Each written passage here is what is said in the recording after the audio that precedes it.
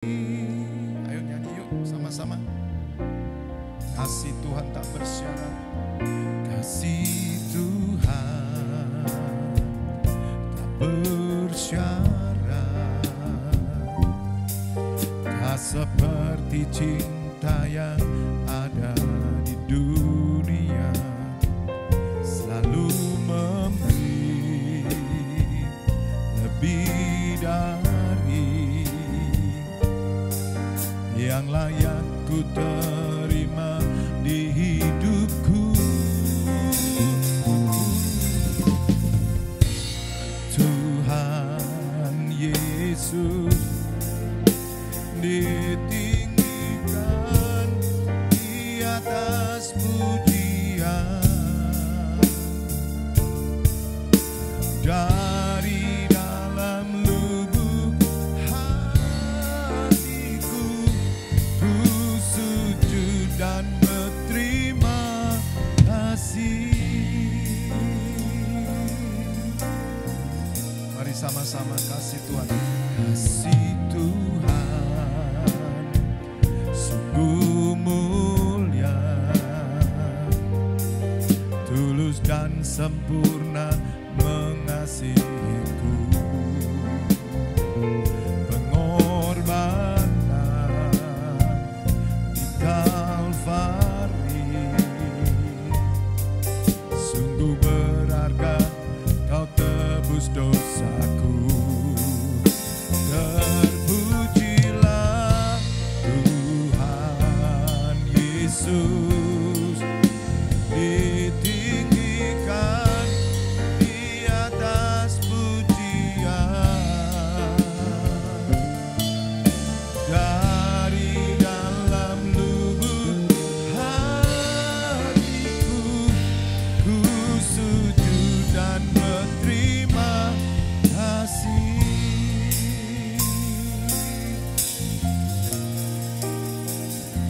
Kasih Tuhan tak bersyarat,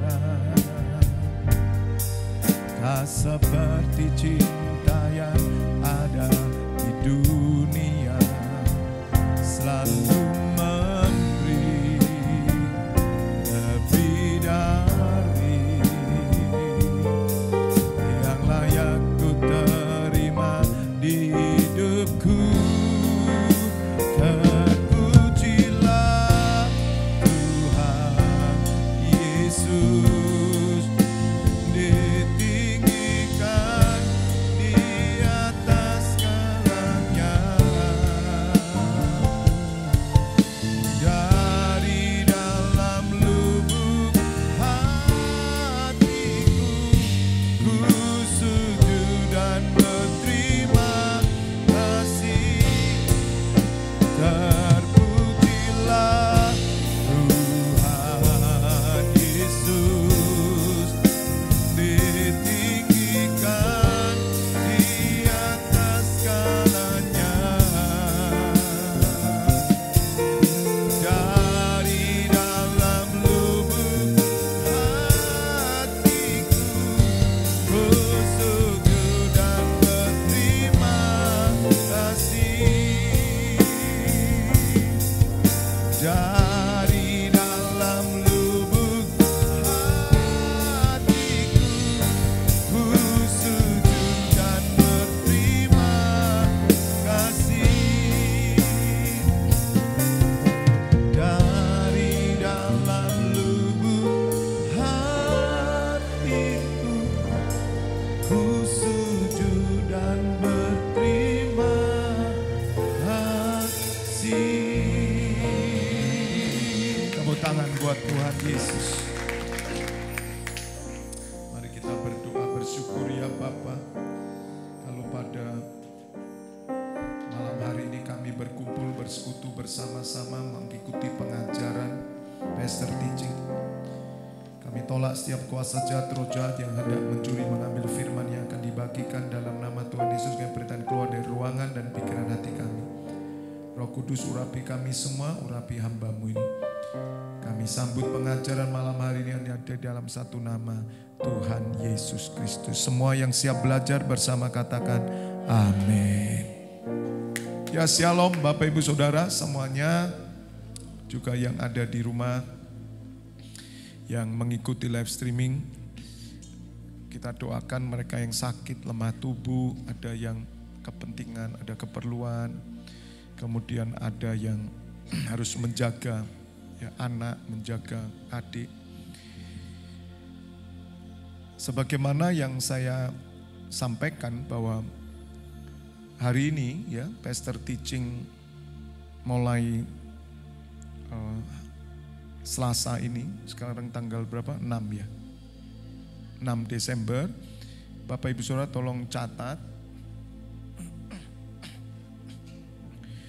Tolong catat yang sungguh-sungguh karena saya mau menyiapkan pengajaran ini menjadi satu modul dengan judul yaitu gambaran rancangan besar Allah dari kekekalan sampai kekekalan. Ini AC-nya cukup ya yang di sana? Atau kurang? Kalau kurang kasih tahu ya, ini memang hanya beberapa aja. Cukup ya yang di sana. Kalau kurang dingin kasih tahu Mas Cahyo. Bapak Ibu Saudara, saya akan tunjukkan bagannya, gambar ini. Ini kuncinya Saudara. Kalau Bapak Ibu Saudara sudah menguasai apa yang saya gambar ini, sudah, Bapak Ibu Saudara akan punya frame yang benar. Tidak akan tergoyahkan, tidak akan bisa digoncangkan iman saudara. Bahkan saya menjamin Bapak Ibu Saudara akan duduk bersama Tuhan Yesus. Nah, ini yang saya dapat rahasia ini. Tolong gambarnya. Nah, Bapak Ibu Saudara, mungkin saya sudah ini gambar, coba dilangkin dulu gambar saya dulu supaya lengkap ya. Di WA grup NCC Indonesia sekarang udah ganti ya, NCC Internasional, dan juga WA Gembala sudah saya kirim ya supaya Bapak Ibu Saudara bisa melihat. Simpan ini. Sekali lagi, kalau Bapak Ibu Saudara mengerti bagan ini udah selesai. Ketika Bapak Ibu Saudara menasehati, ketika Bapak Ibu Saudara berbicara, ketika Bapak Ibu Saudara berkhotbah, ketika Bapak Ibu Saudara melayani, memuridkan orang, udah ini kuncinya di sini. Maka Bapak Ibu Saudara harus hafal. Ditambahkan lagi nanti bahkan. Nah, nanti kita akan, saya akan menjelaskan melalui bagan ini. Ya. Nah, saya akan menjelaskan Bapak Ibu Saudara, gambar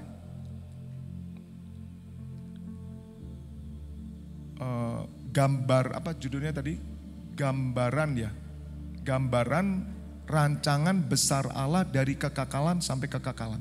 Jadi dari alfa sampai omega. Jadi kalau Bapak Ibu Saudara lihat di sebelah mana ya, sebelah kanan itu perjanjian lama. Ya, jadi kita dibagi 3. Memang ini sebetulnya ilmu tentang akhir zaman atau eskatologi, tapi saya tidak memberi judul eskatologi, tapi ya mengenal gambar atau gambaran gambar rancangan besar Allah. Bapa Elohim.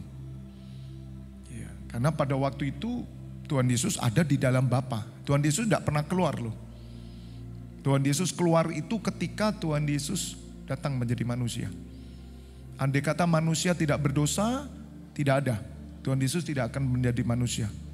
Tapi dia ada di dalam Bapa. Nah, ini dibagi 3. Bapak Ibu Saudara harus mengetahui. Ya, jadi rancangan besar Allah dari kekekalan sampai kekekalan, dari alfa sampai omega. Ya, dari perjanjian lama sampai zaman baru, itu alfa omega.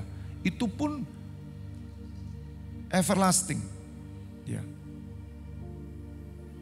Artinya tidak ada batasnya. Makanya saya memberikan panah ke arah ke kiri saudara. Panah itu terus panjang. Karena Allah terus bekerja. Ya. Ini pekerjaan Allah. Jadi Bapak Ibu Saudara harus mengerti yang pertama perjanjian lama. Ya. Kenapa disebut perjanjian lama? Karena Allah memberikan perjanjiannya ketika manusia berdosa. Ya.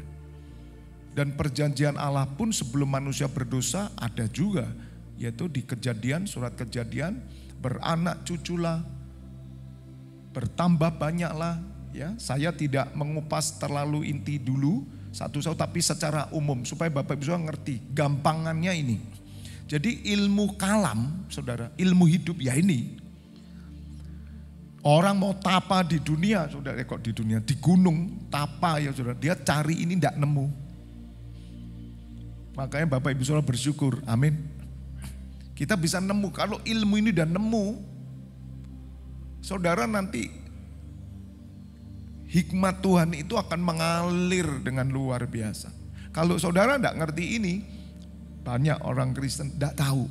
Alfa omeganya nggak tahu, kekekalannya nggak tahu, pokoknya apa? Ya pokok percaya Tuhan Yesus, kemudian memberitakan firman, firman yang ada di Alkitab. Terus apa maksudnya? Terus apa yang dikehendaki Allah kepada kita? Apa tujuan gereja ada? Kenapa kita doa? Kenapa kita ibadah? Gak bisa jawab saudara. Ya, nah kembali, jadi yang perlu Bapak Ibu Saudara catat, harus mengerti bahwa rancangan besar Allah dibagi 3, yaitu perjanjian lama, perjanjian baru, dan zaman baru. Ya.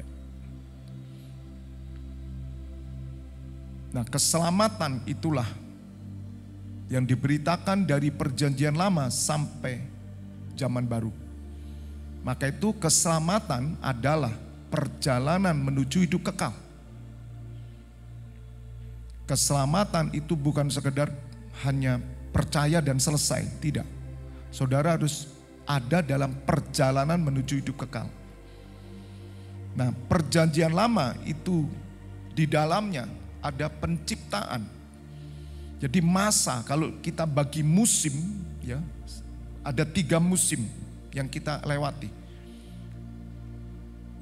atau yang manusia lewati dalam rancangan besar Allah. 3 musim, yaitu musim pertama era perjanjian lama, musim kedua era perjanjian baru, musim ketiga era zaman baru.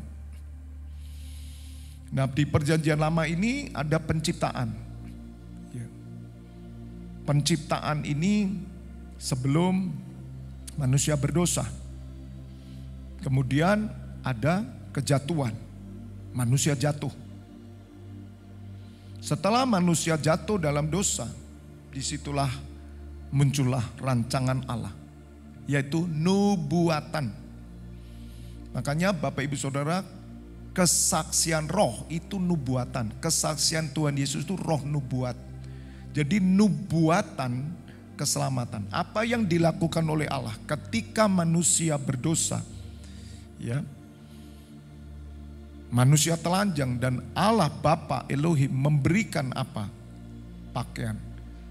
Manusia mencoba membuat pakaiannya sendiri dari daun, tidak bisa. Kering, daun kering rusak. Maka Allah melakukan namanya langkah nubuatan, yaitu menyembelih domba. Jadi penyembelihan domba pertama itu ada di Taman Eden. Itu sudah nubuatan. Maka semua yang dikerjakan Allah di perjanjian lama itu nubuatan. Langkah kita nanti di perjanjian baru juga langkah nubuatan. Nubuatan tentang apa? Keselamatan. Melalui pengorbanan nanti akan terjadi bahwa anak domba Allah akan disembelih. Maka setiap saudara akan diberi pakaian keselamatan gitu. Ya. Kemudian nubuatan Mesias. Nabi-nabi semua bernubuat saudara. Jadi kalau Bapak Ibu Saudara belajar di perjanjian lama itu, ya, perjanjian lama, Bapak Ibu Saudara, kita Harus melihat satu gambaran besar Tuhan. Yaitu garis merahnya itu apa? Isi perjanjian lama itu kisi-kisi saja. Tentang Daud, tentang apapun itu, bicara kesetiaan, bicara pengorbanan, bicara hukuman dan semuanya. Ada strategi-strategi Allah. Tapi itu merupakan bagian dari benang merahnya Tuhan. Nah, saya memberikan pengajaran supaya saudara tahu benang merahnya. Alkitab itu isinya ya ini, sudah. Sehingga kalau Bapak Ibu saudara ngerti, maka ketika saudara membaca Alkitab, ada pengertian rohani yang benar. Sebab kalau tidak ada ujung pangkalnya. Dan banyak orang tidak akan mengerti Alkitab itu. Karena begitu banyaknya kitab, saudara, dan ayat-ayat yang ada. Nubuatan tentang Mesias. Mesias siapa, saudara? Tuhan Yesus. Ya. Jadi akan datang nanti juru selamat. Mesias itu utusan Allah. Utusan Bapa. Itu di perjanjian lama. Nabi-nabi muncul. Disinilah Bapak Ibu Saudara, nubuatan keselamatan itu di perjanjian lama ya.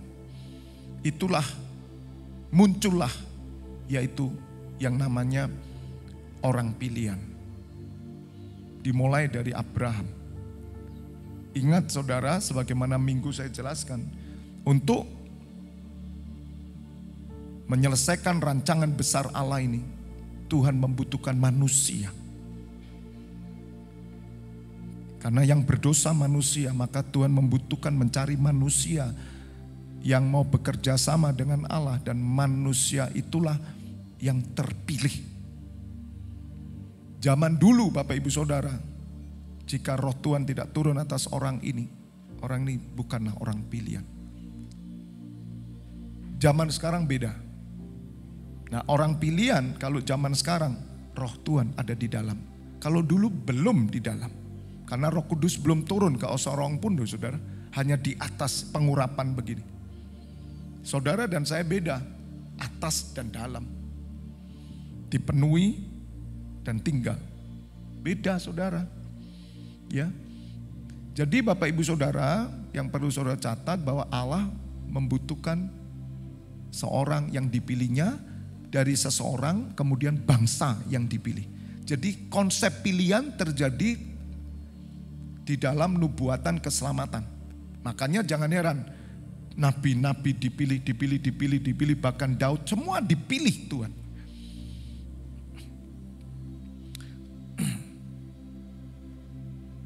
Kemudian muncullah kelahiran Tuhan Yesus. Itu belum perjanjian baru loh saudara. Masih area perjanjian lama, meneruskan. Ketika Tuhan Yesus datang, itu masih perjanjiannya itu masih masuk dalam perjanjian lama. Kelahiran Tuhan Yesus, kemudian kematiannya, kebangkitannya, ya. Dan Tuhan Yesus naik ke surga. Tanpa kelahiran, kematian, dan kebangkitan Mesias, maka tidak akan pernah muncul gereja. Ya. Tidak akan pernah muncul ciptaan baru. Jadi perjanjian lama itu adalah penciptaan sampai menciptakan ciptaan yang baru. Itu rancangan Allah. Karena Allah tetap membuat ciptaannya yang baru. Karena ciptaan yang lama sudah kalah dengan dosa. Nubuatan keselamatan itu nubuatan akan datangnya utusan Allah. Siapakah utusan Allah? Bukan sekedar nabi. Nabi itu saudara hanya bernubuat. Tuhan Yesus bukan sekedar nabi, tapi dia yang menggenapi nubuatan. Amin. Bisa ngerti sekarang? Nah kalau Tuhan Yesus nabi, Tuhan Yesus bernubuat apa? Dialah penggenap nubuat itu. Karena Tuhan Yesuslah yang dinubuatkan. Maka ketika Allah menyembelih domba di Taman Eden untuk membuat pakaian untuk manusia, supaya manusia ditutupi ketelanjangannya. Karena dosa itu membuat telanjang, bisa mengerti? Maka Allah itu harus mengorbankan domba, dibunuh. Jadi kalau saudara nubuatan tentang utusan Tuhan itu hanya nabi, maka nabi tidak disalib, saudara. Semua nabi tidak disalib, yang disalib penjahat. Bisa mengerti ya? Jadi saudara harus ngerti konsep ini dulu. Makanya kalau Isa Al-Masih itu tidak mati, diserupakan manusia, ya tidak muncul gereja. Nubuatan Allah. Jadi banyak orang tidak ngerti perjanjian lama itu kitab nubuatan. Bahkan perjanjian baru pun juga kitab nubuatan. Nubuatan tentang nanti zaman baru. Jadi Bapak Ibu Saudara, apa yang dinubuatkan oleh para nabi itu dinyatakan oleh Yesus Kristus. Zaman dulu Musa diperintahkan untuk penghapusan dosa, Allah memerintahkan apa? Penyembelihan domba. Makanya dipilih domba-domba yang tidak bercacat, tidak ada celahnya. Bukan domba yang mati busuk, bukan. Harus domba yang bersih. Untuk apa domba itu? Dibunuh. Jadi Tuhan Yesus harus dibunuh. Mau Yudas tidak mengkhianati, tetap Tuhan Yesus harus mati. Jadi salah kalau Yudas berjasa. Tidak. Terus saudara mau jadi Yudas. Loh Pak, saya kawin sama 2 istri itu karena bagian rencana Tuhan Pak.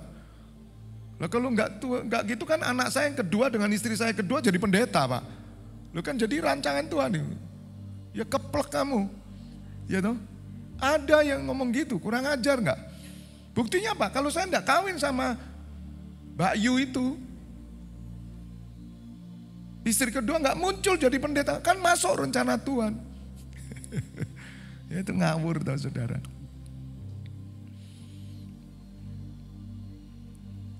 Jadi kembali Bapak Ibu Saudara, Tuhan Yesus harus dibunuh, mati. Makanya tidak ada nabi yang mati di salib. Dan Tuhan Yesus bukan nabi.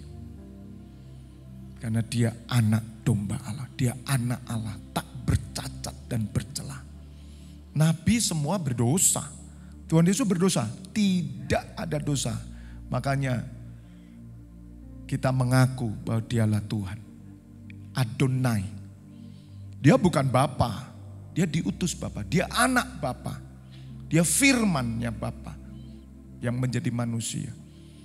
Makanya tidak ada seorang pun bisa mengaku Yesus adalah Tuhan jika roh Allah tidak turun atas orang itu. Kemarin kan ada di streaming, saya streaming itu. Dia ngatakan kalau dia salah, ternyata Yesus bukan Tuhan. Terus mulai mau ngacak-ngacak, kemudian saya tangking itu kemarin tuh. Soleman, siapa itu? Ya, kalau enggak percaya Yesus Tuhan ya sudahlah, jangan masuk ke streaming kita mau ngacak-ngacak. Kamu itu Kristen atau bukan, ya toh? Enggak boleh. Jadi Bapak Ibu harus tahu bahwa rancangan Allah setelah Taman Eden, penciptaan, Allah merencanakan ketika kejatuhan dosa, Allah mulai memakai seorang manusia yang dipilihnya. Ingat, pilihan, selalu pilihan. Ya. Kemudian untuk melahirkan Mesias. Maka itu kalau saudara belajar di Perjanjian Baru itu ada silsilah Tuhan Yesus. Kenapa sih kok perlu silsilah? Karena supaya saudara tahu bahwa Mesias itu datang bukan ujuk-ujuk, Tapi semua ada dalam rancangan Allah. Nubuatan akan datang seorang keturunan ya Daud. Ini sudah di planning saudara sama Tuhan. Nah ketika Tuhan Yesus mati dan bangkit, mulailah masuk yang namanya musim yang baru, era yang baru, musim yang baru. Itulah perjanjian baru. Dimulai dari apa? Dari kebangkitan Tuhan Yesus dan naik ke surga, muncullah perjanjian baru. Nah perjanjian baru lahir muncul dari apa? Dari ciptaan baru, yaitu setiap orang yang percaya kepada Tuhan Yesus. Itulah yang disebut gereja, atau sesungguhnya saya tulis eklesia. Saya tidak tulis gereja karena orang banyak tidak ngerti gereja apa. Karena hari ini gereja hanya gedung. Ya. Udah jadi rahasia umum gereja itu gedung. Karena ikut pemahaman orang luar. Bagi orang luar, bagi orang Israel pun yang namanya bait Allah itu gedung. Tapi orang Kristen tidak. Tidak memakai gedung. Gedung bukanlah gereja. Maka eklesia. Eklesia itu artinya orang yang dipanggil dari setiap suku, setiap bangsa, setiap keluarga, setiap kaum dan bahasa untuk berkumpul bersama-sama. Maka itu tadi sore saya ajarkan bagaimana ibu Tuhan Yesus yaitu Maria bersama murid-murid Tuhan Yesus berkumpul mereka sehati dalam doa bersama. Kenapa kok bisa? Ya karena mereka mengerti ini, mereka ngerti nubuat. Makanya orang Kristen yang sukar doa bersama, kumpul gini, ya mereka enggak ngerti. Mereka cuman ngertinya dia pikir gereja itu tempat orang cari rejeki, cari kesembuhan. Karena mereka kejebak pada perjanjian lama di mana bait Allah itu gedung, itu perjanjian lama. Supaya orang datang dan orang minta sesuatu dan mereka mendapatkan pertolongan. Itu kan doa Salomo. Tapi Tuhan Yesus berbeda. Gereja itu eklesia. Dibangun dari kematian dan kebangkitan Tuhan Yesus. Jadi Bapak Ibu Saudara harus yakin dan percaya. Ketika Bapak Ibu Saudara mengerti cerita yang saya sampaikan ini, saudara akan percaya Yesus adalah Tuhan. Udah enggak usah pembuktian apa-apa. Karena rancangan Allah ini. Jadi Bapak Ibu Saudara kalau mau belajar Kristen, itu ngerti dari awal dulu gitu loh.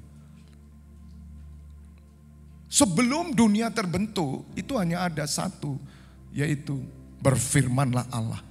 Kelihatan enggak? Enggak kelihatan. Siapa itu? Elohim yang disebut YHWH. Yang sebetulnya tidak mungkin YHWH itu dilafalkan. Enggak bisa. Tapi makso, orang itu manusia makso. Makso tahu memaksa Yahweh. Dari mana Yahweh itu? YHWH kok Yahweh. Kalau cakwe saya tahu. YHWH itu enggak bisa dilafalkan. Adonai Elohim bisa. Itu kan YHWH. Huruf konsonan. Ya, huruf konsonan, huruf mati. Vokal konsonan ya. Kalau vokal kan A, I, U, E, O. Ini YHWH ngomongnya YHWH Yahweh. Coba. Yahweh. Ayo bisa gak? Makanya orang Israel gak pernah bisa nyebut itu. Dia nyebut Elohim. Siapa Elohim? Bapak. Makanya kita ini bersyukur Tuhan Yesus kenalkan namanya. Yahweh itu Bapa. Nah, orang Kristen salah lagi. Namanya Bapa itu Tuhan Yesus kata. Yesus. Terus. Sebab Tuhan Yesus berkata dalam doanya di Yohanes 17. Aku telah memperkenalkan namamu kepada mereka semua yang kau berikan kepadaku. Saudara, di surat Wahyu ada nama Bapa dan nama Putra yang baru kok nanti. Nama Tuhan Yesus itu ada yang baru nanti ketika nanti di surga. Itu ada ayatnya. Ya karena saya hari ini tidak buka. Saya hanya coba saudara supaya ngerti. Kalau Bapak Ibu Saudara rasa Pak saya enggak ngerti bagian ini, tanya ya. Jangan sampai mantu-mantu ditanya ngerti, belas aku enggak ngerti. Anda enggak akan pernah bisa mencapai kesempurnaan iman, enggak ngerti ini. Ilmu saya itu ya ini sudah, wes. Enggak ada lagi. Ini nanti dipecah, dalamnya itu masih banyak isinya. Makanya saya kasih ilmu, saya dapatnya gratis. Saudara dapatnya juga gratis. Jadi kembali Bapak Ibu Saudara, gereja itu muncul, itu di era yang namanya perjanjian baru. Karena Allah mulai membuat perjanjian yang baru dengan umat pilihannya yang percaya kepada Tuhan Yesus. Maka itu Tuhan Yesus berkata, barang siapa percaya kepadaku dia lahir baru. Jadi harus lewat Tuhan Yesus. Harus, tidak ada tidak. Jadi sejak Tuhan Yesus mati dan bangkit, maka Allah sudah menetapkan semua bangsa akan sujud kepada Tuhan Yesus. Tidak ada lain. Berarti perjanjian lama dihilangkan. Tidak, Tuhan Yesus tidak pernah menghilangkan satu iota pun. Kenapa? Ya runtutannya dari situ. Lihat ini. Tuhan Yesus berkata, aku ada sebelum Abraham ada. Dan aku ada itu karena nubuatan. Karena ditetapkan oleh Allah untuk aku datang. Jadi konsep perjanjian lama dan perjanjian baru berubah total. Kalau dulu manusia diciptakan langsung dari debu tanah, Allah sendiri, tapi sejak perjanjian baru, ya, Allah membuat ciptaan yang baru. Untuk menempati apa? Zaman baru.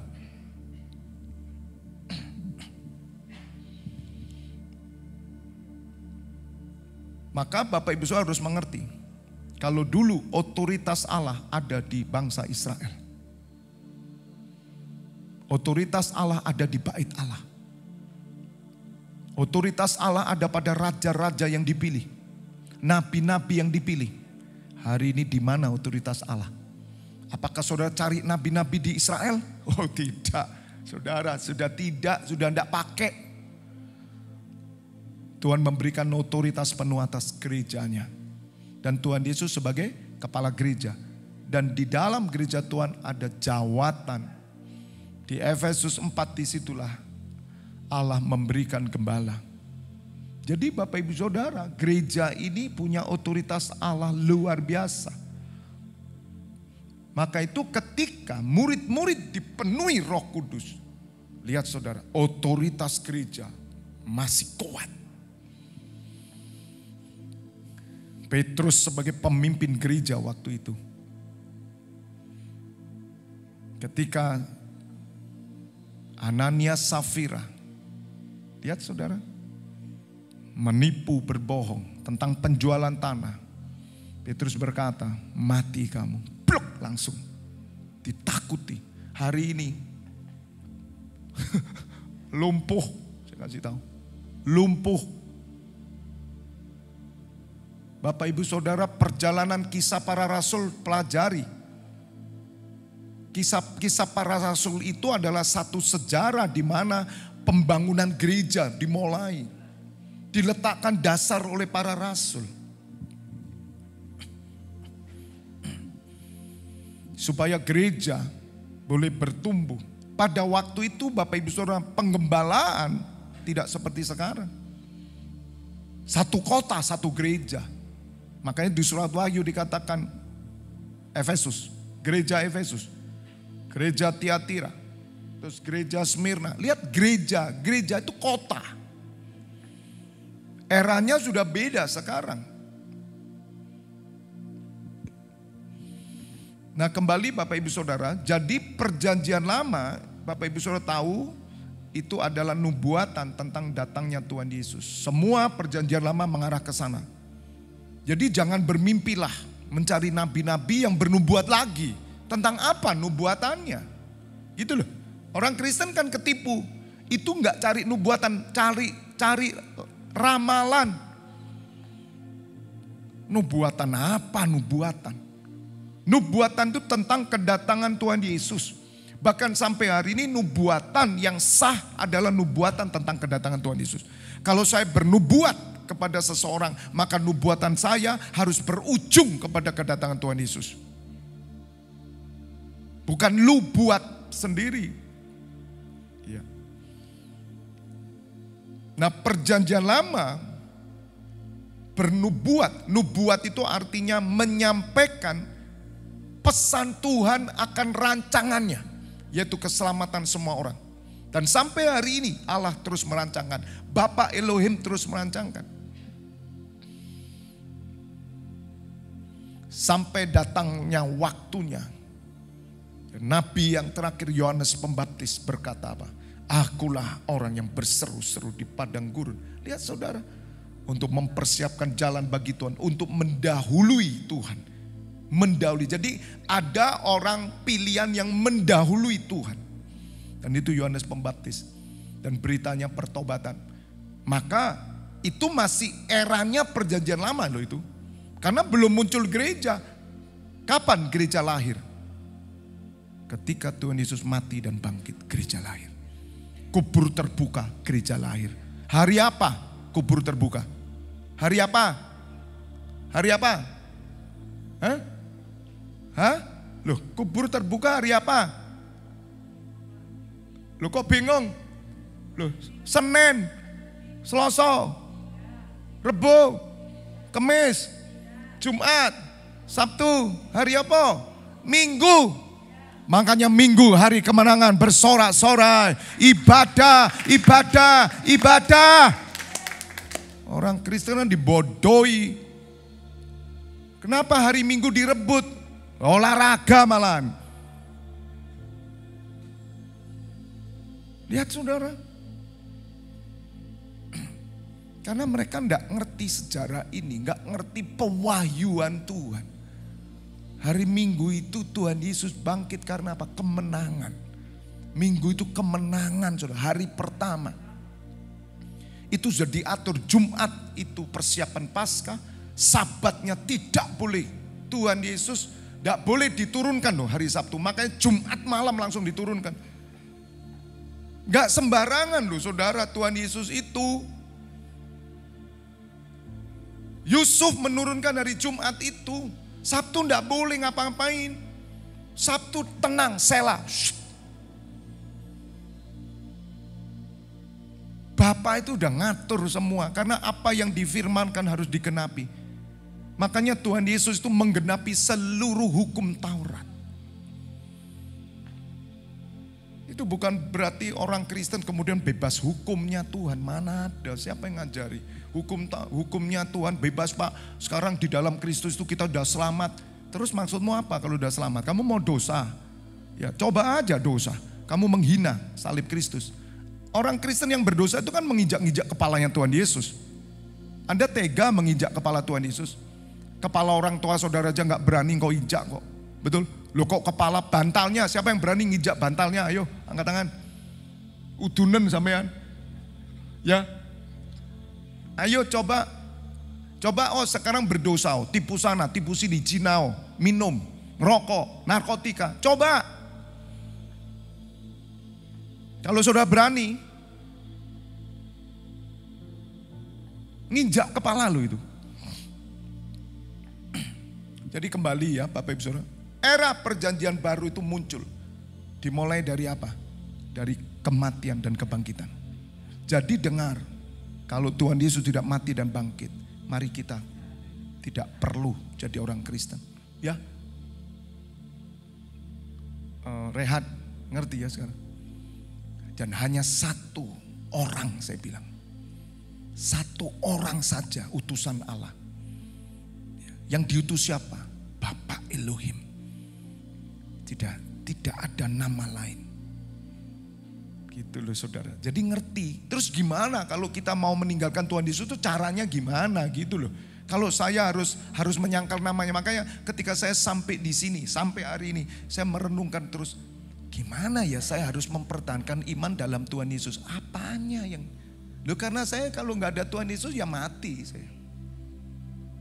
Ketika saya ngerti ini, Ya enggak mungkin toh kita ini mau dibunuh untuk melepaskan. Bagaimana mungkin lah, sudah ngerti loh. Dan Tuhan Yesus itu nubuatan dari para nabi, selesai, tidak ada lagi.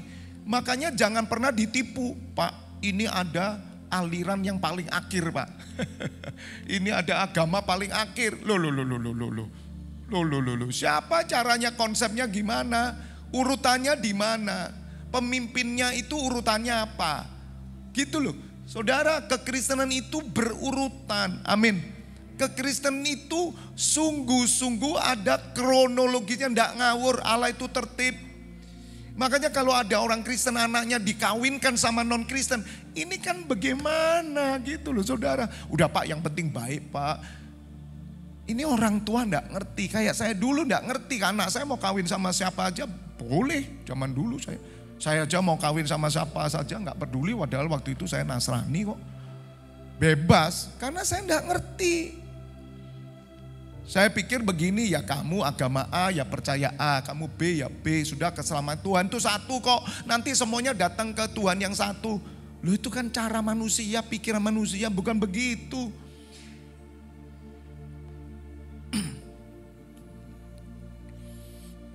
Jadi kekristenan hari ini itu adalah nubuatan para nabi.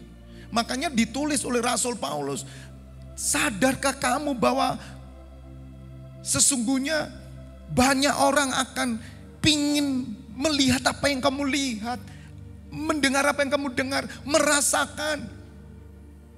Karena kita itu yang menggenapi, kekristenan itu yang menggenapi. Luar biasa saudara. Nah kalau saudara ngerti bagan ini, membaca perjanjian baru itu yo gampang masuk saudara. Plang, ngerti. Jadi Tuhan Yesus hadir oleh karena nubuatan para nabi, dimulai dari Allah sendiri yang bernubuat memotong domba itu, dan muncullah yang namanya perjanjian baru melalui apa? Kematian. Apakah kematian saja? No, kebangkitan dan naik ke surga. Makanya Paskah dan Natal harus diperingati. Jadi bisa ngerti saudara ya, baru muncullah ini gereja dan punya otoritas besar. Maka itu muncullah ciptaan baru. Siapa? Saudara, yang gambar tersenyum itu kan saudara dan saya. Kita ciptaan baru. Kenapa butuh ciptaan baru? Karena ciptaan yang lama sudah berdosa. Nah kita ini keturunan siapa? Keturunan Adam dan Hawa, ciptaan lama. Papa mama kita itu kan keturunan Adam dan Hawa. Jadi semua orang berdosa, telah kehilangan kemuliaan Allah. Bagaimana Pak aku jadi baru? Oh dengan percaya Tuhan yang Maha Esa, berbuat baik bisa jadi baru? Nggak bisa gitu loh. Nah tapi gimana Pak jadi baru? Kamu harus dipilih. Hanya pilihan. Entah kamu itu lahir procol dari mamamu karena Kristen, ngerti nggak ngerti, kamu termasuk keturunan pilihan. Katakan amin. Makanya pertahankan keluargamu. Ngerti nggak ngerti, pilihan. Hoki sudah, ngerti nomor 2. Hoki setia, udah bodoh-bodohan, diam, ngerti, selamat.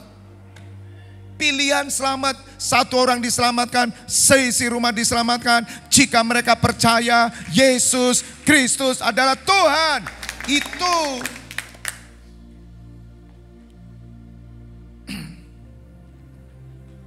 orang Kristen menyebut Yesus Kristus adalah Tuhan karena dia datang dari Bapa. Dia firman yang jadi manusia. Dan firman itu bersama dengan Bapa. Dan firman itu adalah Allah. Jelas wong firman bersama Bapa. Makanya Tuhan Yesus mendapatkan julukan, yaitu identitas yang sama dengan Bapa, tapi otoritas Bapa lebih besar daripada Tuhan Yesus. Itu enggak ngerti orang Kristen juga. Ya itu kan Pak, Tuhan Yesus waktu jadi manusia ngomong gitu, makanya dia berdoa. Tuhan Yesus kan waktu jadi manusia dia berdoa kepada Bapa. Nah terus kenapa Tuhan Yesus sekarang di surga kok menjadi pengantara kita terus? Kenapa dia enggak duduk aja gantikan Bapa? Oh itu loh, enggak ngerti orang Kristen. Kenapa Rasul Paulus tetap menulis terpujilah Allah selama-lamanya, terpujilah Yesus Kristus, terpujilah Roh Kudus. Kenapa selalu menulis begitu? Udah terus saja langsung Yesus saja selesai. Ngapain buat bingung-bingung? Semua tulisan yang ditulis Rasul Paulus menuju kepada pribadi Allah Bapa. Semua tulisannya. Dan oleh karena Yesus Kristus. Bisa mengerti Bapak Ibu Saudara? Gampang sekali mempercayai Allah Tritunggal. Orang bilang tiga Allah. Kamu enggak ngerti urutannya kok. Allah tidak pernah jadi manusia. Siapa yang ngomong Allah jadi manusia? Tidak pernah. Makanya sebetulnya banyak teologis hal-hal perkataannya enggak teologis sebetulnya. Yang menjadi manusia itu firman-Nya. Allah Bapa tidak pernah turun. Yang turun itu anak Allah. Gitu. Dan tetap konsepnya adalah pilihan. Makanya Bapak Ibu Saudara dikatakan umat pilihan. Jadi perjanjian lama itu sebagai apa ya? Babysitternya, sebagai penuntun. Itu kan ditulis. Jadi Bapak Ibu Saudara ketika ngerti bagian ini buka semua ayatnya yang ditulis Rasul Paulus. Rasul Paulus itu pakarnya kayak gini. Saya jadi ngerti. Ya betul juga. Berarti perjanjian lama itu penuntun sampai yang dinubuatkan datang. Setelah itu apa? Ya udah mundur. Oh iya ya, waktu dulu saya ketemu istri saya dikenalkan teman saya, gitu, ketemu. Masa setelah ketemu teman saya ngeriwui saya terus? Di tengah saya terus apa tinggalkan saya? Ya, mak jomblang itu terus ngikuti atau tinggalkan saudara? Orang yang mempertemukan itu yang minggir. Nah, perjanjian lama itu menuntun saudara. Makanya perjanjian lama disebut bayangan. Bayangan maksudnya gimana Pak? Gampangnya ya. Pernah makan sate toh? Nah, kalau sate dibakar, itu baunya kan bisa 100 meter bau toh. Nah saudara di rumah, kok mambu sate ya? Itu bayangan. Nah, aslinya di 100 meter itu, ngerti? Nah saudara itu satenya, bayangin. Kok sekarang anehnya orang Kristen balik ke bayangan. Pakai bayangan semua, makanya halu. Ada Kristen halu. Tahu Kristen halu? Oh aneh-aneh. Bayangan. Ya sekarang terserah dia mau bayangin apa. Terserah dia, hak asasi toh. Kita nggak bisa ngelarang. Tapi kita bisa ngelarang kalau mereka soalnya mau masuk sesuatu penyesatan di dalam kehidupan umat Tuhan. Wong bayangan kok dibayang-bayangin terus. Berkanjang kepada pelihatan, berkanjang kepada malaikat-malaikat. Tidak sampai-sampai kepada tujuan iman mereka, tidak ngerti. Sampai di sini mengerti? Ada pertanyaan? Udah ngerti ya? Saya berharap saudara mulai buka ngerti. Maka itu sekarang perhatikan, eklesia itu gereja Tuhan muncul. Itu era perjanjian baru dan otoritas Allah berpindah. Dari dulu di bait Allah, sekarang berpindah atas gerejanya. Nah gereja itu ditandai dengan salib. Kenapa? Karena kematian, penderitaan, dan kebangkitan Tuhan Yesus. Maka gereja itu dibangun oleh karena salib Kristus, kebangkitan, dan naik ke surga. Paskah dan Natal. Dan otoritas gereja ada. Nah semua umat yang disebut gereja, artinya yang tergabung di dalam eklesia, itu adalah ciptaan baru. Saya tidak berbicara untuk orang di luar ciptaan baru. Bagan ini hanya untuk ciptaan baru. Hanya untuk umat pilihan bagan ini. Untuk orang belum jadi ciptaan baru tidak termasuk. Ingat loh. Tuh, apa Tuhan pilih kasih? Tidak, belum, nanti itu. Tuhan sedang menyelesaikan ini, yang ciptaan baru ini saudara. Dan saudara disebut umat pilihan, kemudian saudara disebut umatku kudus. Maka itu dikatakan dalam 1 Petrus 2 ayat 9, kamulah imamat yang rajani, kemudian bangsa yang kudus. Jadi sadarlah saudara, kudus. Jadi kekudusan saudara perlu. Kenapa perlu kudus? Ya karena saudara memang umat pilihan. Umat yang dikuduskan, maka itu Tuhan berfirman, kuduslah kamu sama seperti aku kudus. Aku rodok sumu ya. Satu lagi nyalakan. Bisa ngerti ya saudara? Jadi menjadi umat kudus itu bukan kemudian saudara dipaksa. Kalau saudara sadar bahwa saudara dan saya adalah umat yang menggenapi nubuatan ini. Ya. Jadi perjanjian baru dimulai dari kematian dan kebangkitan Tuhan Yesus. Perjanjian baru bukan dimulai dari Yohanes Pembaptis loh, bukan loh. Bukan. Bukan dari tulisan-tulisan dari Matius, Lukas, bukan. Itu ceritanya dari situ. Nah orang bilang ini, Pak, itu cerita dari Matius, Lukas, Markus. Kok beda-beda Pak? Orang kan tanya begitu. Ya lah, ya udahlah, itu saksi kok. Orang saksi itu macam-macam. Ada yang ceritanya sama, ceritanya beda, tapi tujuannya sama. Jadi Bapak Ibu Saudara jangan ditipu. Pak, Alkitab Bapak itu enggak sama loh Pak. Lukas sama Yohanes enggak sama. Loh ya memang enggak sama. Beda kok dia lihatnya kok.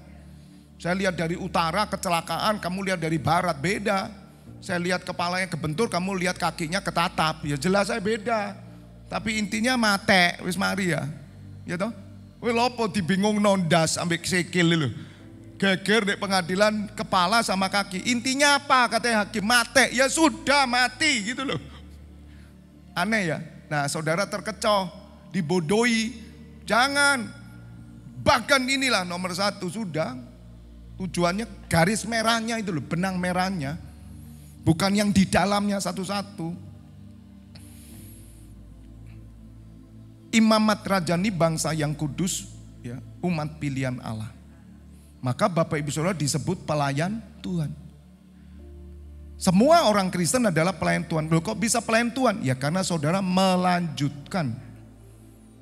Sebagaimana kemarin saya jelaskan, itu karya Tuhan bekerja terus melalui rasulnya. Rasulnya sekarang ada di surga. Sekarang melalui siapa? Gembala dan umatnya. Maka saudara melanjutkan tugas Tuhan Yesus.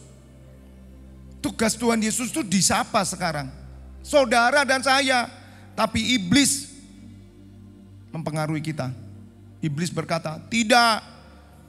Itu khusus untuk pendeta, khusus untuk orang-orang yang mau mengabdi total full timer. Kamu bisnismen. Bisnismen tidak perlu urusan-urusan gereja. Yang penting duitmu masuk gereja.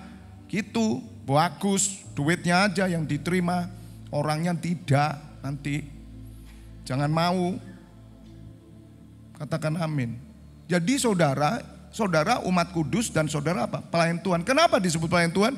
Ya karena saudara dan saya memang melakukan pekerjaan Tuhan. Gitu loh. Nah, di dalam pekerjaan Tuhan selalu diberikan kepada imam. Maka itu Bapak Ibu Saudara, ketika saudara masuk perjanjian baru, saudara menjadi imam. Siapapun yang percaya Tuhan Yesus disebut imam. Maka itu kita kerajaan imam.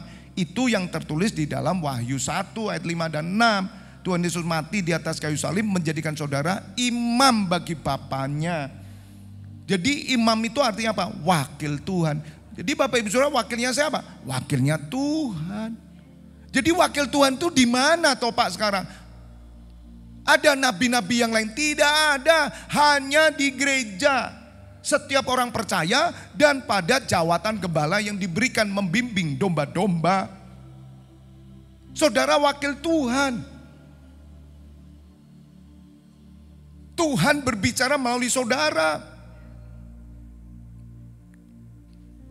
Bisa ngerti? Ya. Saya berharap saudara bisa menghafalkan ini. Ya, catat, nanti saya kasih ujian. Hafal. Kalau saudara enggak hafal, enggak bisa. Saya hafal luar kepala kok ini saudara. Jadi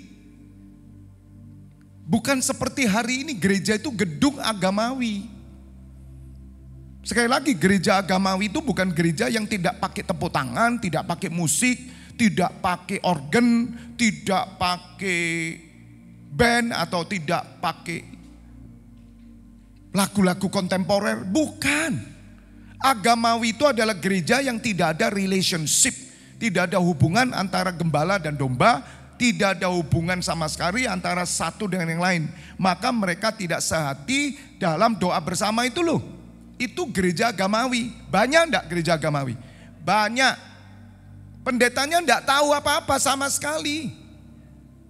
Mau jungkir balik lah dombanya enggak tahu. Yang penting dia lakukan apa? Tugas rohani, ya sudah. Yang penting melayani, selesai. Itulah saudara yang terjadi hari ini. Sehingga apa yang saya jelaskan ini, mereka enggak ngerti. Makanya Bapak Ibu Saudara, kita kumpulan kecil. Tapi saya yakin Bapak Ibu Saudara, apa yang Tuhan ajarkan ke saya, yang sebetulnya itu bukanlah sesuatu yang baru, tapi hari ini bisa membuka mata setiap orang Kristen. Seminar banyak diadakan di mana-mana saudara, tapi saya yakin sangat sedikit orang mengerti kebenaran ini. Tidak tahu saudara. Mereka diputar sama setan hanya untuk kebutuhan duniawi semua. Ketenaran, kesuksesan, keberhasilan itu aja. Nah sekarang Bapak Ibu Saudara akan tahu toh, di perjanjian baru lihat ada gambar gereja. Kemudian umat Tuhan ada. Siapa umat Tuhan? Semua orang? Tidak. Mereka adalah umat pilihan, ciptaan baru. Orang Kristen ini. Nah sekarang orang Kristen berjalan ke arah mana? Menuju ke sebelah kiri saudara atau ke sebelah saya, ke kanan sana. Ke hidup yang kekal itu. Kemana perjalanannya? Itu saudara, menanti kedatangan Tuhan Yesus. Makanya saya gambar awan-awan itu. Rapture itu. Jadi saudara ada di perjalanan perjanjian baru, yang saudara pikirkan itu apa? Perkara di atas. Itu loh, di awan-awan itu loh Bu, Pak. Boleh saudara mikirkan sekolah, sekolahlah, enggak apa-apa, kerjalah. Tapi sambil kerja pikirkan itu Tuhan datang, itu Mesias. Maka kenapa saudara disebut saksi Kristus, saksi yang datang. Tunjukkan kalau hidupmu itu adalah umat yang menanti kedatangan. Seperti 5 gadis bijaksana yang mengisi minyaknya terus supaya pelitanya menyala. Lihat saudara, arahnya kemana? Arahnya itu terus ke hidup kekal. Jadi Bapak Ibu Saudara, sekarang kita berjalan sedang menunggu apa? Kedatangan Tuhan Yesus. Jadi kalau kita perhatikan dari perjanjian lama bernubuat tentang kedatangan Tuhan Yesus pertama. Betul? Sudah datang. Dan umat Tuhan hari ini kembali lagi toh. Kalau zaman dulu yang pilihan itu umat Israel, sekarang saudaralah umat pilihan. Dari mana ujungnya? Akarnya di mana? Pokoknya siapa? Kalau bangsa Israel pokoknya dari mana? Keturunan Yakub. Yakub anaknya siapa? Anak Abraham, Ishak dan Yakub. Yakublah disebut Israel. Saudara tidak bisa ngomong Israel. Bagaimana saudara berkata aku Israel rohani? Tidak bisa. Tidak ada Israel rohani. Tidak ada Israel jasmani selain keturunan Yakub. Dan orang-orang Indonesia ada keturunan Israel. Darahnya ada. Dari 12 suku. Gitu loh. Jadi itu konsep umat pilihan di perjanjian lama. Nah sekarang kenapa kok masih ada konsep umat pilihan? Sama, saudara harus terisap kepada, yaitu bukan Yakub, kepada Tuhan Yesus. Dan Tuhan Yesuslah menjadi pokok anggur itu, saudara, rantingnya. Makanya saya berani berkata bahwa kita ini adalah pohon zaitun liar. Tuhan Yesus pohon zaitun sejati, orang Israel pohon zaitun asli, itu loh. Ngerti? Ya, minggu depan tak ulang lagi. Modelnya nggak ngerti sih an. Ya toh, ngene-ngene. Ya ngerti. 1 jam nih. Ngerti Rehat ya? Jadi Bapak Ibu Saudara jangan pernah mimpi saudara dicangkokkan di Israel itu bagaimana mungkin. Tapi saudara dicangkokkan pada pohon zaitun sejati, bukan asli loh. Yang asli itu adalah Israel. Maka itu saudara konsep pilihan berpindah kepada siapa? Gereja.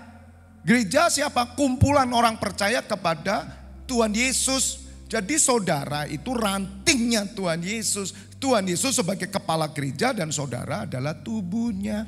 Maka tugas Bapak Ibu Saudara adalah terus bernubuat. Makanya di surat Wahyu Tuhan Yesus berkata kepada Yohanes, murid dikasihnya di Pulau Patmos, hendaklah engkau bernubuat bagi bangsa-bangsa, suku, kaum dan bahasa. Bernubuat. Nah orang bilang bernubuat itu karunia. Tidak. Memang ada karunia nubuat.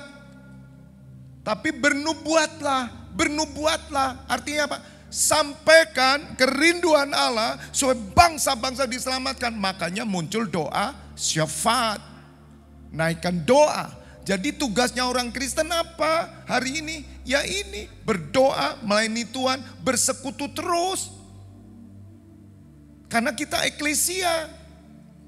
Jadi kalau saudara tiap hari misalkan nanti kita belajar ya. Saya berharap 40 hari semua bisa ikut. Usahakan naik Gunung Sinai bersama-sama 40 hari, saudara. Ya, minta kesehatan. Kalau saya sehat, kenapa saudara tidak sehat? Betul? Kemarin saya sudah mulai goyah. Tapi saya fight, saya bilang, oh kurang ajar. Tuhan kerja, Tuhan kerja, Tuhan kerja. Kalau saya 40 hari bisa, Anda juga bisa. Bisa. Jangan ngomong, aduh Pak, 40 hari ya Pak yo. Repot ya Pak. Lah belum kamu ngomong repot. Bisa, aku siap 40 hari. Amin. Tahun peningkatan. Itu kita ngerasakan tiap hari. Kalau saudara mengerti bahwa saudara adalah orang pilihan. Inilah yang di tengah. Itu rapture nanti. Jadi kita nunggu rapture Bu, Pak. Makanya setelah rapture itu antikris. Kok bisa ceritanya gimana? Minggu depan. Wes ngantuk sampean. Ayo doa. Bapak kami bersyukur biarlah pengajaran malam hari ini membuka mata rohani domba-domba yang hamba gembalakan. Juga yang mengikuti live streaming. Memang tidak mudah Bapak. Hamba harus sabar, hamba harus telaten mengajar satu-satu. Sampai pikiran mereka buka, klik. Ketika mereka klik, mereka akan terbang seperti Raja Wali. Mereka akan turun gunung dan berani memakai otoritas Allah. Dan mereka akan menyampaikan berita Yesus Kristus Tuhan yang akan datang kali kedua. Terima kasih mengurapi setiap domba-dombamu dengan hikmat Allah. Apa yang kau berikan kepada hambamu, berikan juga kepada mereka yang kau percayakan kepada hambamu ini. Ya Bapa, ya Tuhan Yesus, Kepala Gereja. Saat ini kami pulang. Kami membawa berkat-Mu. Buka kedua tangan-Mu, terimalah pengurapan minyak dan anggur, bersama dengan tubuh dan darah putranya Yesus Kristus yang menyucikan dan menyembuhkan. Khususnya Bapak Ibu yang sakit, dan terimalah berkat kehidupan dalam nama Bapa, Putra dan Roh Kudus. Yang sudah menerima berkat bersama saya katakan amin. Sampai ketemu 2 minggu lagi ya. Karena minggu depan Selasa saya perjalanan pulang dari Bali.